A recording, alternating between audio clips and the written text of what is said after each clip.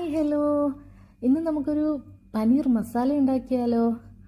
പനീറിലേക്ക് മഞ്ഞൾപ്പൊടി, മുളക് പൊടി, പെരിഞ്ജീരകം പൊടിച്ചത്, ചെറിയ ജീരകം പൊടിച്ചത് ചേർത്ത് നന്നായിട്ടൊന്ന് ഇളക്കി കൊടുക്കുക. ഇനി നമുക്കിതൊന്ന് ഫ്രൈ ചെയ്തെടുക്കണം. അതിനായിട്ട് ഒരു പാൻ എടുക്കുക, അടുപ്പത്തേക്ക് വെക്കുക, ഫ്ലെയിം ഓൺ ആക്കുക. പാൻ ഒന്ന് ചൂടായി വരുമ്പോഴത്തേക്ക് അതിലേക്ക് ഓയിൽ ഒഴിച്ചു കൊടുക്കുക. ഓയിലൊക്കെ ഒന്ന് ചൂടായി വരുമ്പോൾ അതിലേക്ക് നമ്മുടെ പനീർ ഇട്ട് കൊടുക്കുക. അതവിടെ നിന്ന് ഫ്രൈ ആവട്ടെ. ആ സമയത്ത് തന്നെ നമ്മൾ മറ്റൊരു കടായി എടുക്കുക, അടുപ്പത്തേക്ക് വെക്കുക, ഫ്ലെയിം ഓൺ ആക്കുക. കടായി ഒന്ന് ചൂടായി വരുമ്പോഴത്തേക്ക് അതിലേക്ക് സവാള ഇട്ട് കൊടുക്കുക. 2 സവാള ചെറുതായിട്ട് കട്ട് ചെയ്തതാണ് ചേർത്ത് കൊടുക്കേണ്ടത്. അതൊന്ന് ചേർത്ത് കൊടുത്തതിന് ശേഷം അതൊന്ന് വേഗം വഴണ്ട് വരാൻ അതിലേക്ക് ഉപ്പ് ചേർത്ത് കൊടുക്കുക. ഉപ്പും കൂടി ചേർത്ത് അതൊന്ന് വഴറ്റിയെടുക്കണം. കൂടെ തന്നെ ഇഞ്ചി വെളുത്തുള്ളി പേസ്റ്റും കൂടി ചേർത്ത് കൊടുക്കണേ.